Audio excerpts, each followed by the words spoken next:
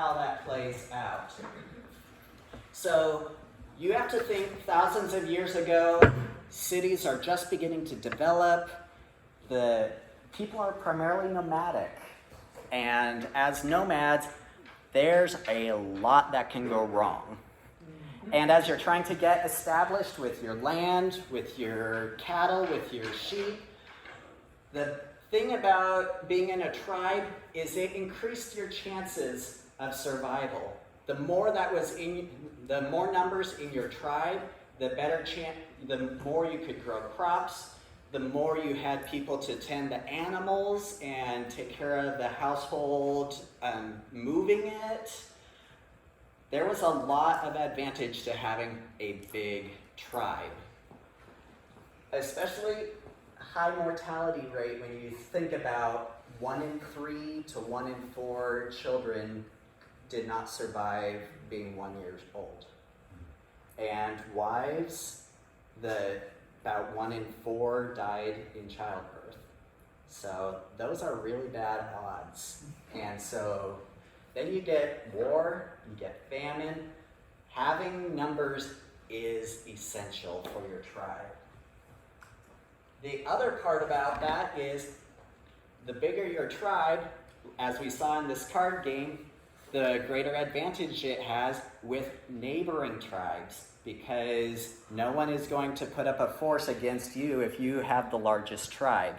You have trading power at that point in time.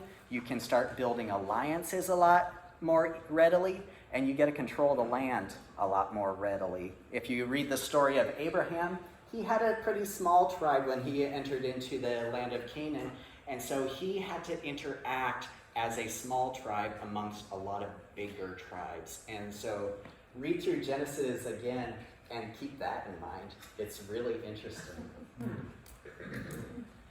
The most essential thing in a patriarchy is maintaining the family honor. The reason why is you don't want any of the neighboring tribes to get mad at you. You want to have a good reputation. With good reputation comes alliances, usually through marriage. You're able to trade a lot more readily. And so maintaining that family structure, maintaining that honor. The other piece about it is you had to maintain your family line. So you knew that one day you would pass, and so you wanted all the family inheritance to pass on to someone of the same tribe. You didn't want it dispersed across other tribes. So maintaining that family line was quintessential. Anything that deviated off of that was a shame. And it was something that could get you cast out of the tribe for doing something shameful.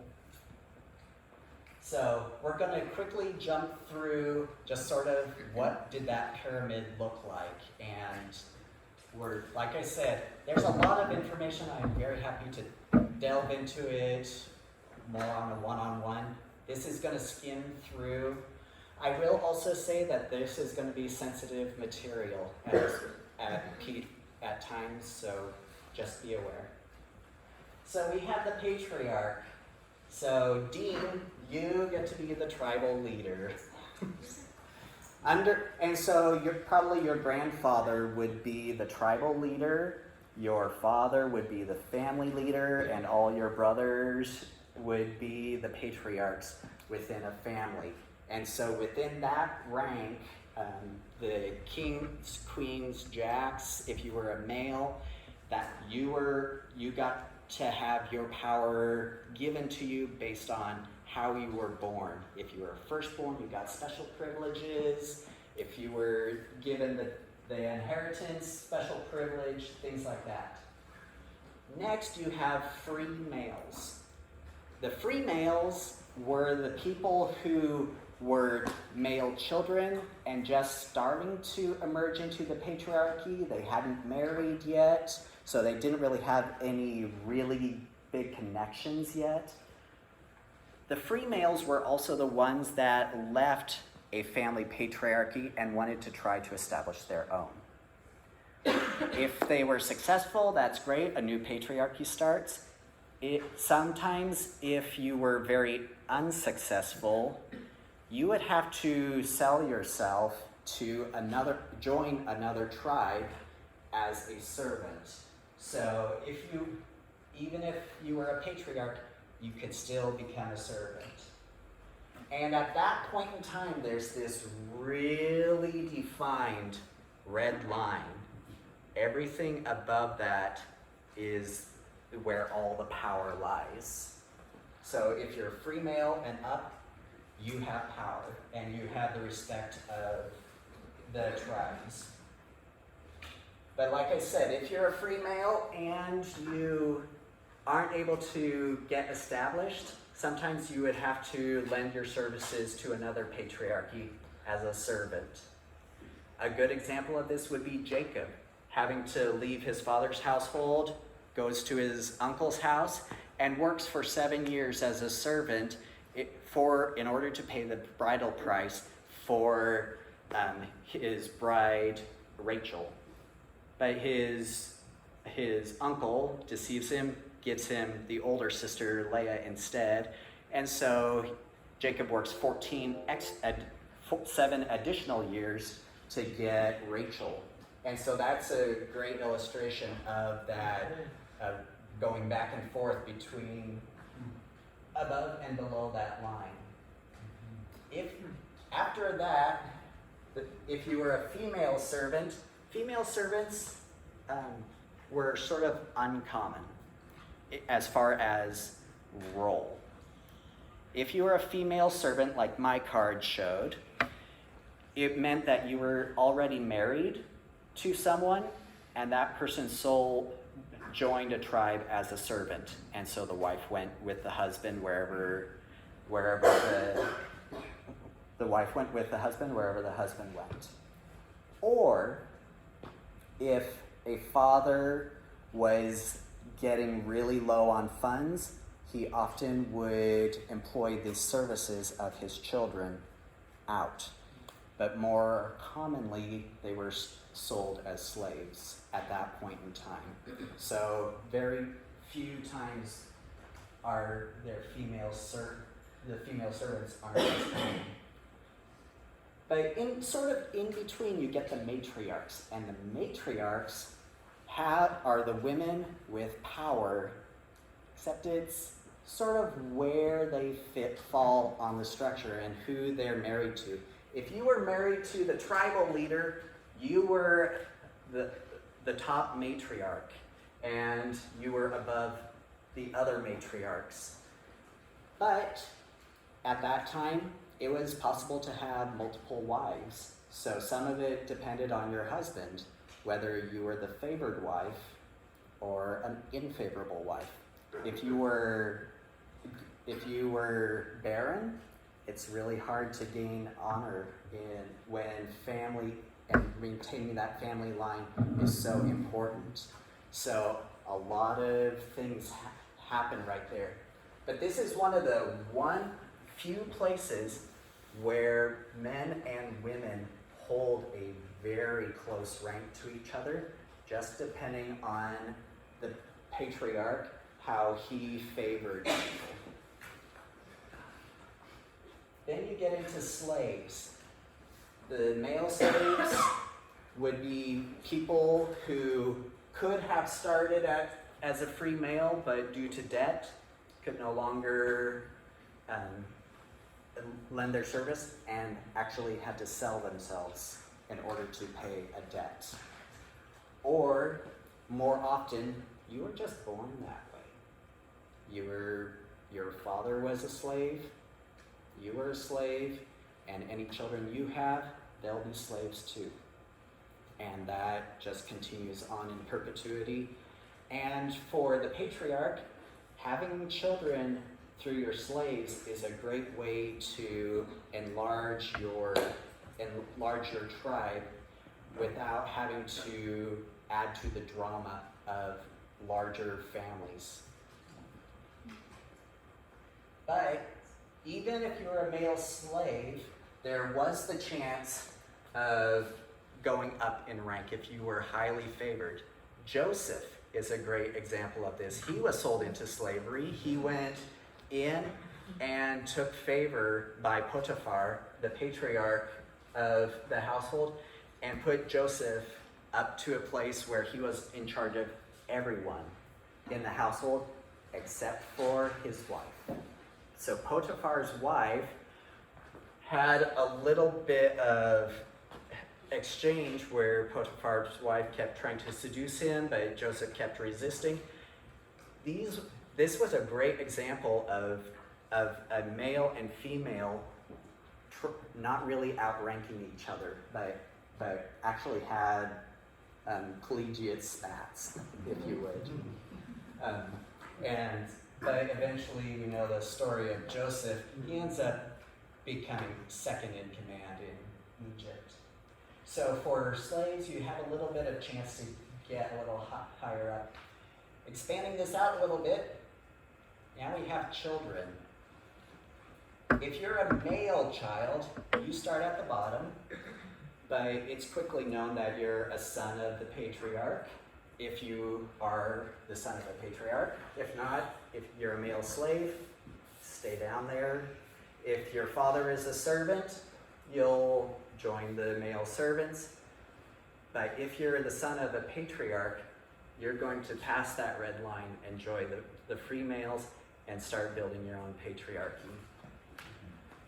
If you're a female child, you start at the bottom, and whether you're a slave or a servant, you really stay down here unless you're married to a patriarch, at which point in time you get to jump up a little bit higher.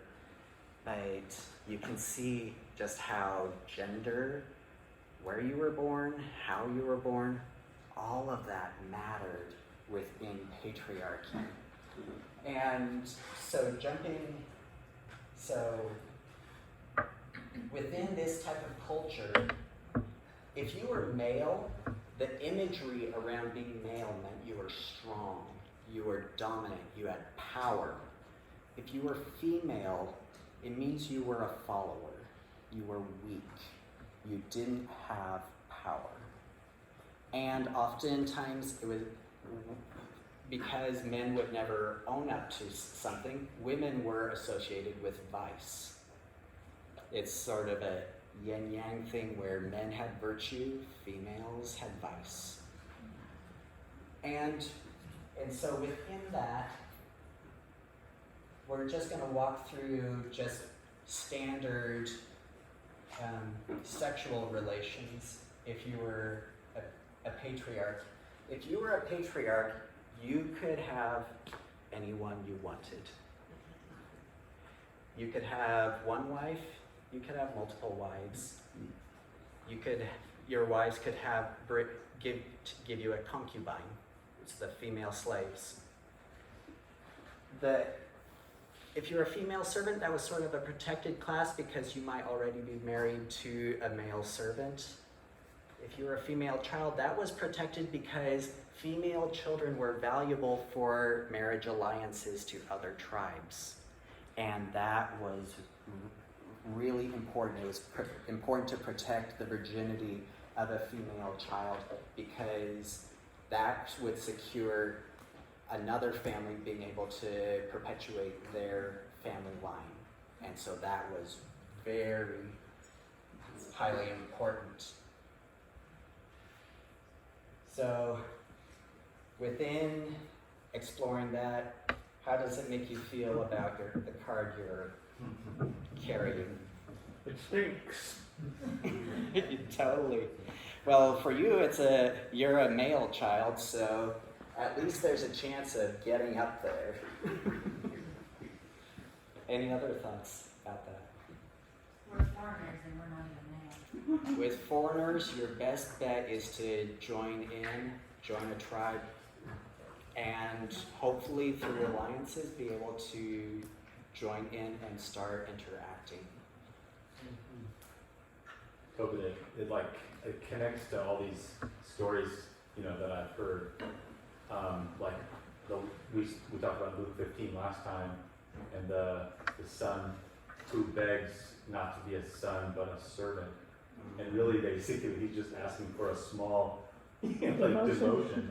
He's not a slave, he's just a servant. Which Absolutely. changes the tone of the request a little bit. But he crosses this line Yeah.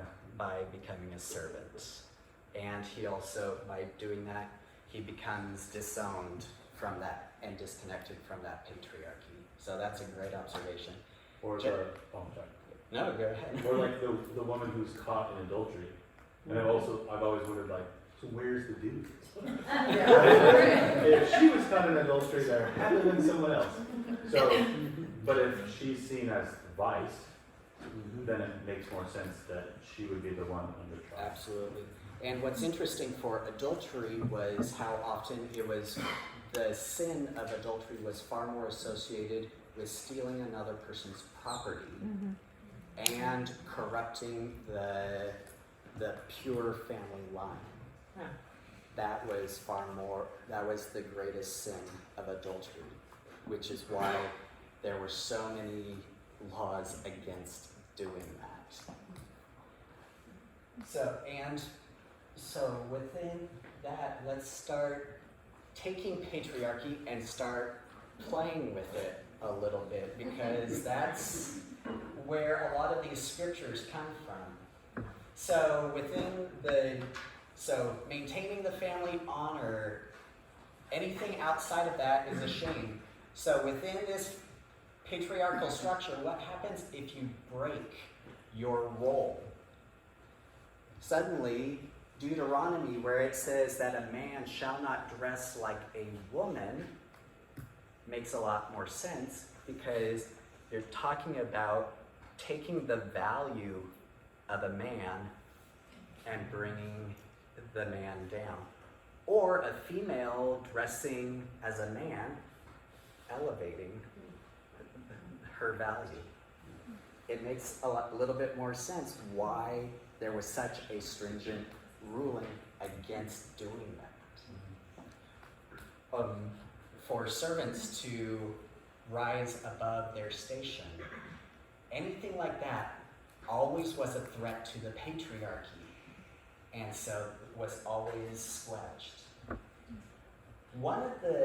And that brings us to the first passages that deal with homosexuality. Genesis 19, the story of Sodom and Gomorrah.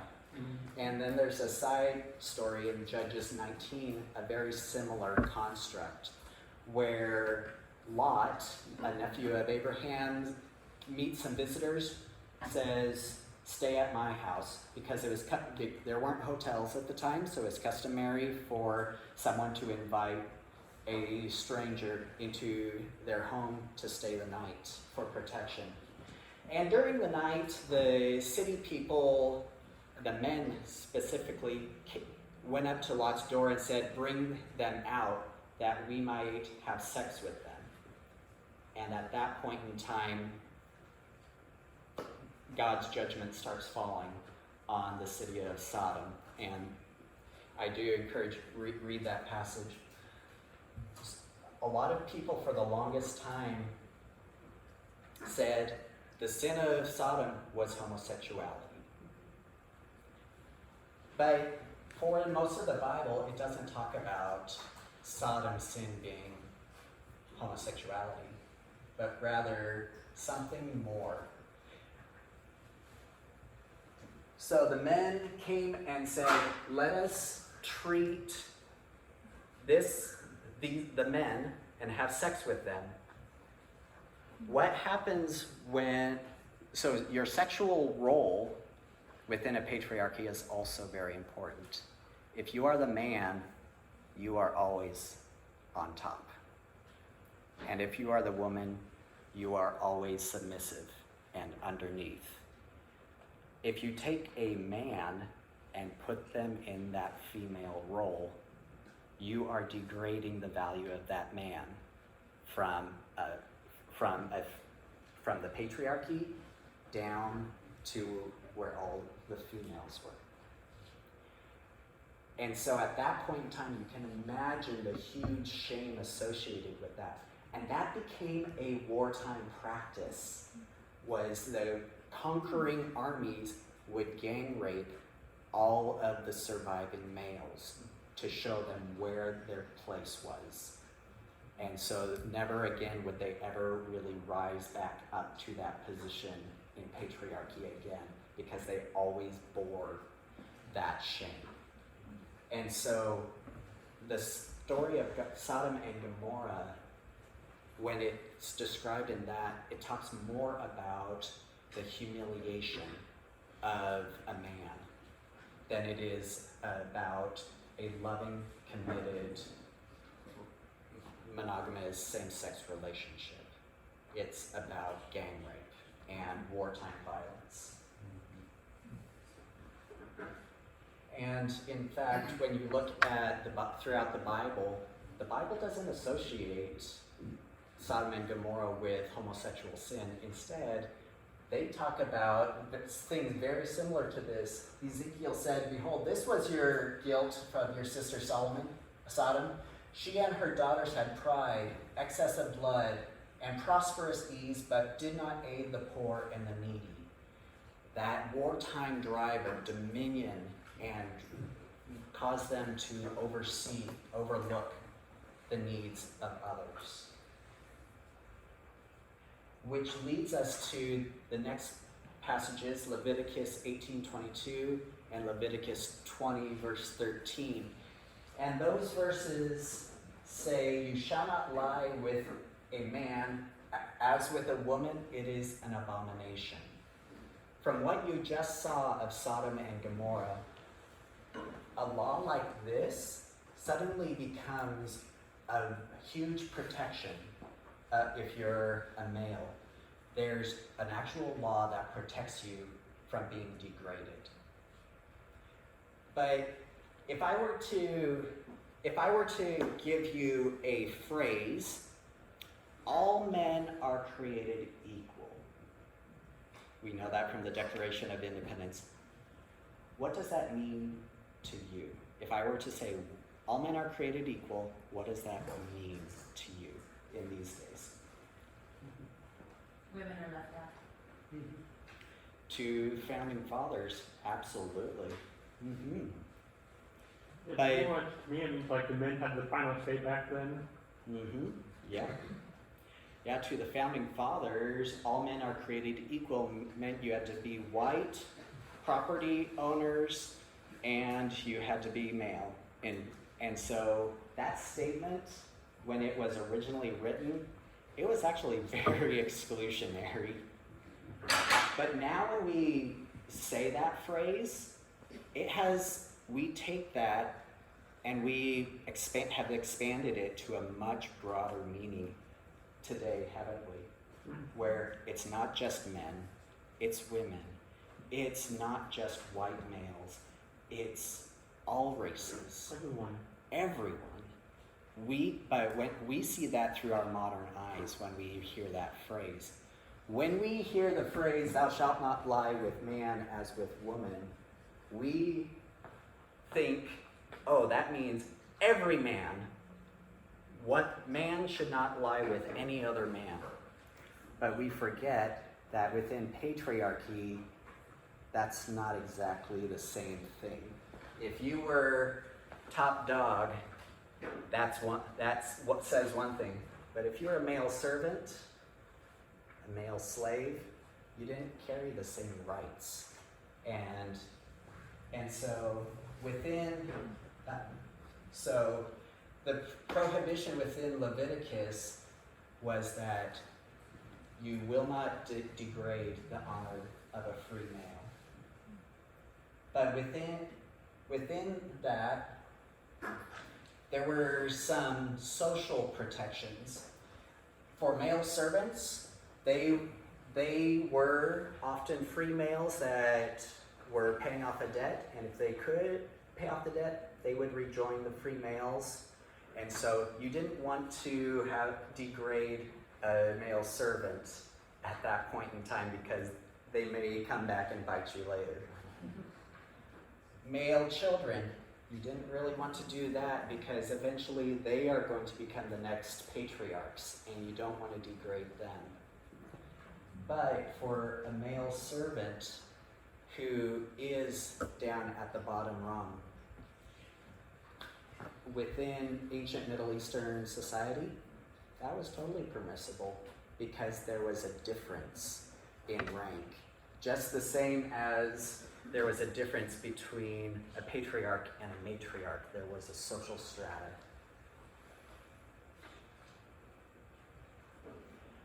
Jumping through on to 1 Corinthians 6:9. So at this point in time, we are jumping from ancient Middle East culture into Greco-Roman culture. There were laws and developing culture for the Israelites, and in general, homosexual activities wasn't really culturally acceptable because more as the Jews started expanding more and more of, well, what does it mean to honor each other? And homosexual practices just weren't as accepted.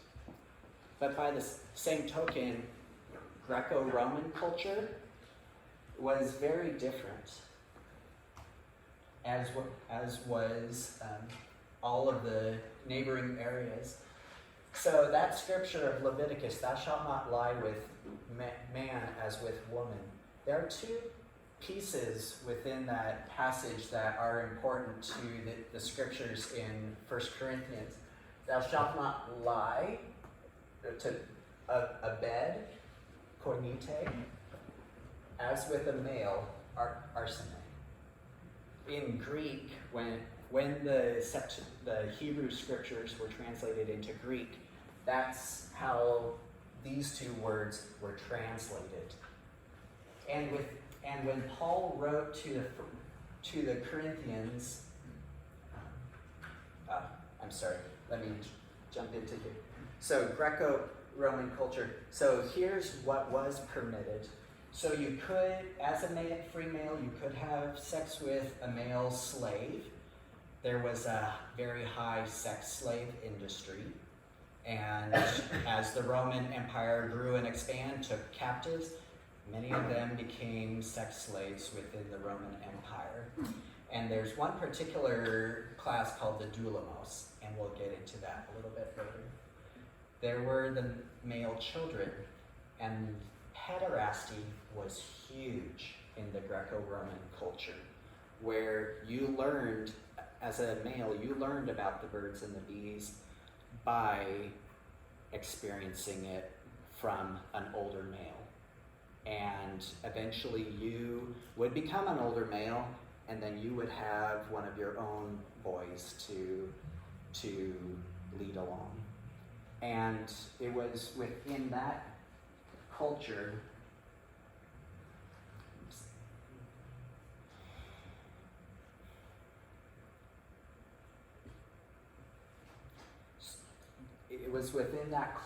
that this red line, if you were under it, you were under it. Until you could emerge out of it, it didn't really matter where you were or your potential for getting above that red line. So pederasty.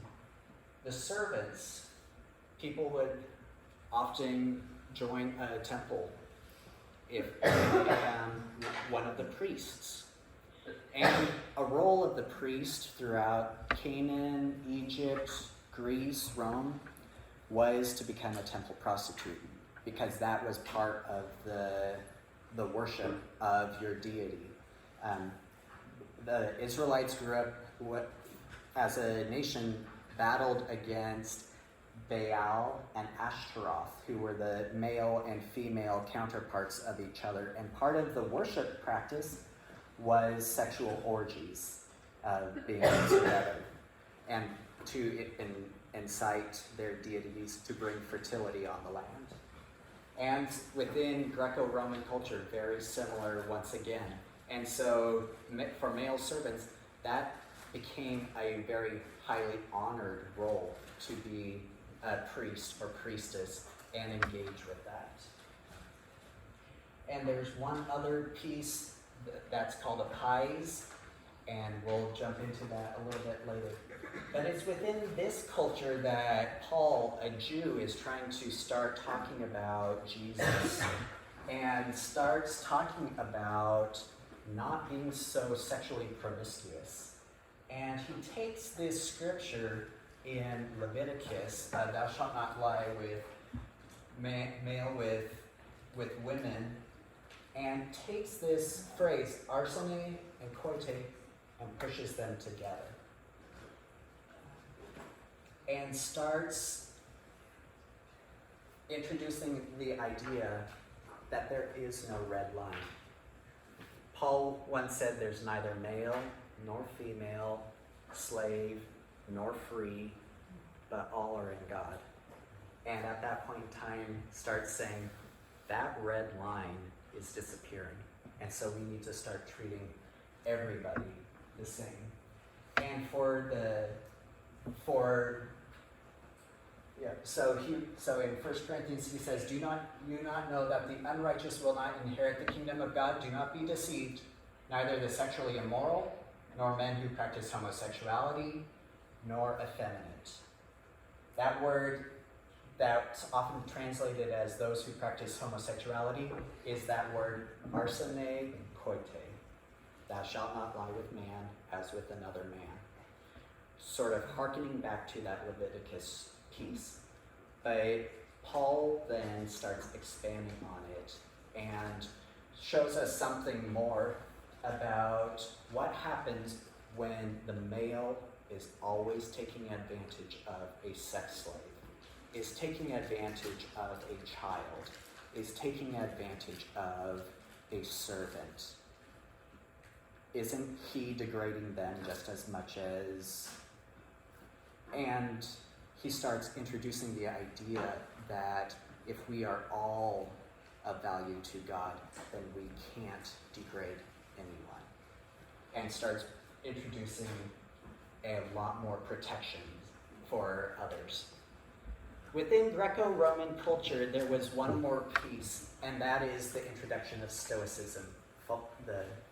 And similar to what we were seeing beforehand, where the male was dominant and the female was a follower, here the idea of Stoicism meant that in Stoicism, if you were a man, you were free and you were rid of excess. You had higher virtue, and you were bound to your duty more than anything else. And so ideas of having multiple wives was out of trend, because no male who owns his own body needs to have that much sex. But still, that idea that if you're a woman, then you can still have your vices. But if you were a man and you were still prone to your vices, if you were rich and you really liked nice clothing, if you liked parties, there was a terminology, it was derogatory. They called you a malakoi. It's meant soft. Or some passages called it effeminate. And that was a very degrading, humiliating term. If you were a male who should be above such things. And that second phrase, neither those who practice homosexuality nor effeminate. Those who just love their sensuality and being a free male just took advantage of all those around. One interesting piece where Malakoi appears is from Jesus himself. Jesus was talking about John the Baptist and said, when you went out to the desert, what did you see? A reed shaking in the wind? Or did you go out there to see a man dressed in fine clothing? When he asked that, he said, did you go out to see a Malakoi? So even that was culturally the idea of a rich person who loved their toys, loved their sensuality more than they loved holding to their duty.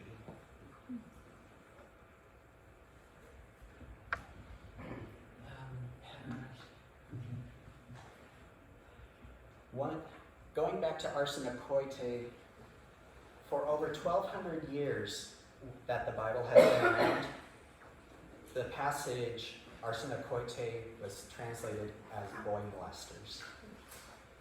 It wasn't interpreted as homosexual until the 1960s. That was 1954, I believe, was the first time that homosexual was a word in the Bible. But they took what had previously been translated boy molesters, a man who took advantage of someone who was vulnerable, and changed that. Do you know which translation that was? So that was the ASV, RSV? the RSV, yep, the Revised Standard Version. And many of the following translations built their translation based off of that. The Message, New Living Bible, NIV used the NSV as their base. And so that's how the word homosexual was introduced into the Bible and it's really spread really quickly. You said that was in the 70s? The late 50s, early 60s. Yeah. I was going to say politically, that makes a lot of sense. So there's one the final passage, and this one takes a little bit. I'm sorry, I'm going to try to keep this short.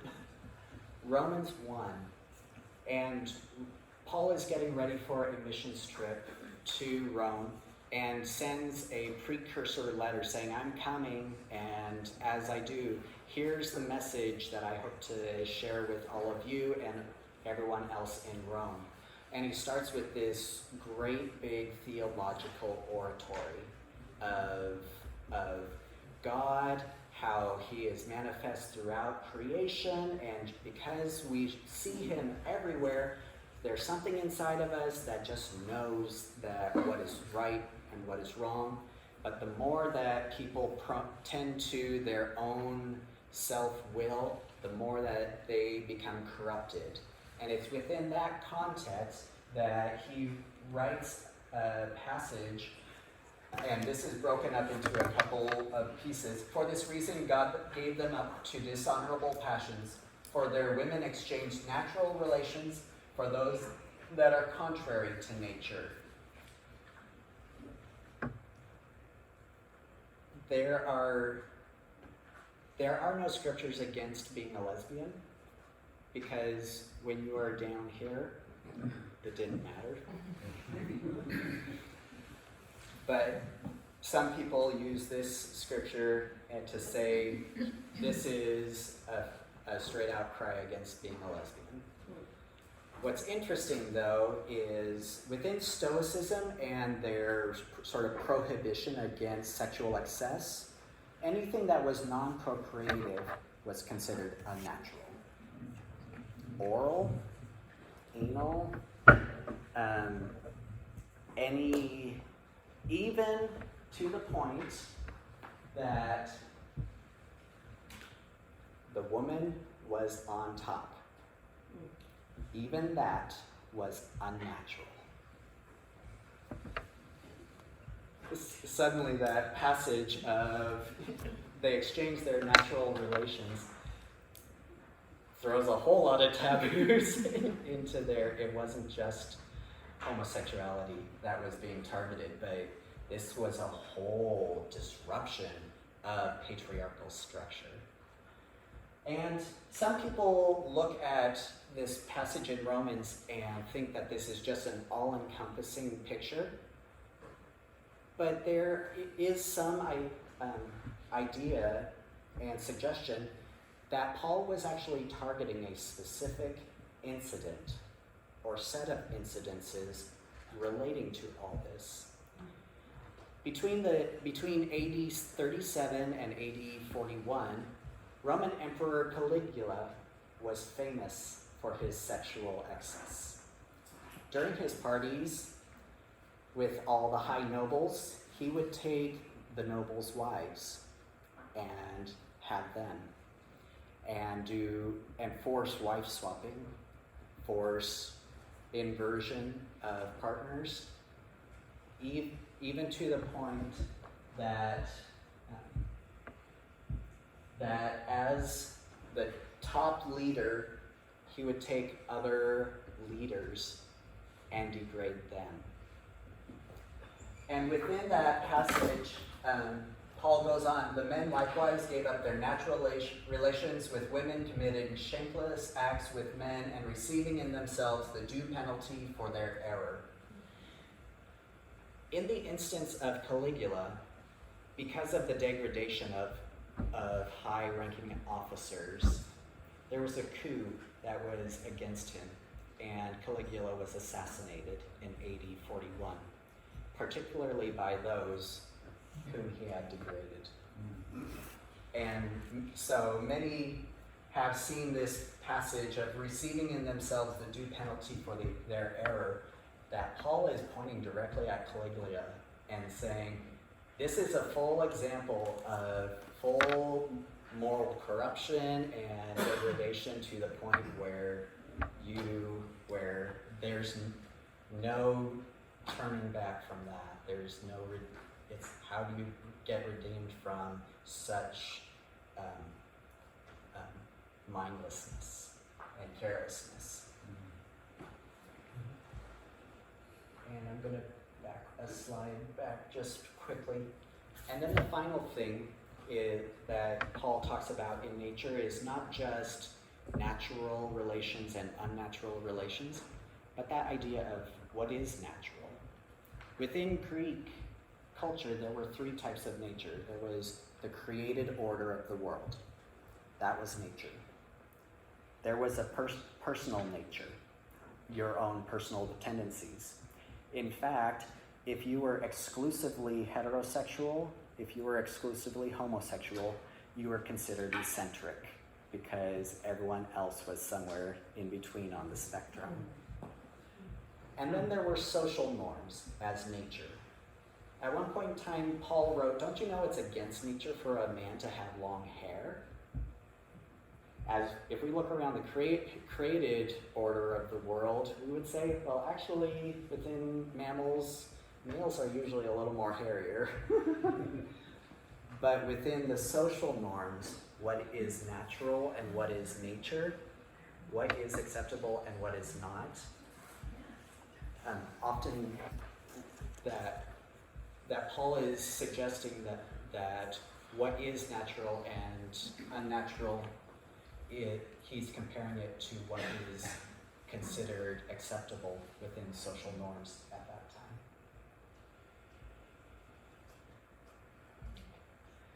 time. So going back a little bit to that male, the child, and the servant. So the pies, the male servant. Greco-Roman culture, the armies were huge, and the male servant, when you were being brought into the army, you were hazed as a newbie. And so that usually meant that you were the bottom. But you were eventually partnered with a mentor, a fellow soldier who you lived with, ate with, and fought with. The philosopher Seneca said that these armies fought harder because they fought alongside these partners of theirs. They were their friends, their confidants. They were also their lovers. The story of the fall of Troy, Homer's Iliad, where the kidnapping of Helen launched 10,000 ships. Achilles was not really into the war, but he had his partner who fought alongside him, and it was upon the murder of his partner that Achilles changed his mind about Troy and ransacked the city. It was the love between two men that actually destroyed Troy. Patroclus. Patroclus? I kept looking for that name, thank you so much. So that military partner was called your pies within armies. The doulamos, we said we would get back to that. That sex industry of Rome was huge. And you would go and purchase the use of a slave, but they would remain with their master until you paid the purchase price to bring that doulamos into your household. It was about as equivalent to a man who would go out and pay a bride price for a woman to become his wife. Within Greco-Roman world, your doulamos was as close to a gay marriage as possible. And it was socially recognized within that. Which brings us to a different passage, Matthew 8, 5 through 13, and Luke 7, 1 through 10. Many of us know the story of the centurion soldier, but let's re-explore it with Greco-Roman culture. So a centurion soldier walks up to Jesus and says, "Please heal my pies. He is deadly ill and at death's doorbed." And, sorry, didn't say that right. And Jesus says, "I will go immediately." And the centurion said, "I'm not worthy that you enter into my household, but just say the word, and I know that he will be healed." And for that, he's commended, and the servant is healed. These scriptures specifically use the word pies, a term that had been used within Greco-Roman armies for over 300 years to convey the idea of your military partner, the person who is always with you, who is your sexual partner as much as your fighting partner. Luke goes on, and the centurion says, "Please," he doesn't even enter into the scene, doesn't feel worthy enough. He goes to some of the Pharisees, and the Pharisees, the leaders of Israel, go to Jesus and say, "Would you, the centurion of the town, his doulamos is deathly ill. Would you heal him? He is a good man." And Jesus said, "I will go." And then at that point in time, the centurion sends a servant and says, "Please don't enter my house, but just say the word and I know that he'll be healed." Matthew says pies. Luke says doulamos. And within Greco-Army culture, was the centurion gay? We don't know. But there's a lot of suggestion towards that they were definitely kindred spirits together. In fact, Jesus said, "I tell you, with no one in Israel have I found such faith. I tell you, many will come from the east and west and recline at Abraham and Isaac and Jacob's table in the kingdom of heaven, while the sons of the kingdom will be thrown into the utter darkness." Jesus was so highly impressed with the faith of this man, a foreigner, someone who had a pies, that he said, "This man has greater faith." So, thank you for bearing with me. I know this was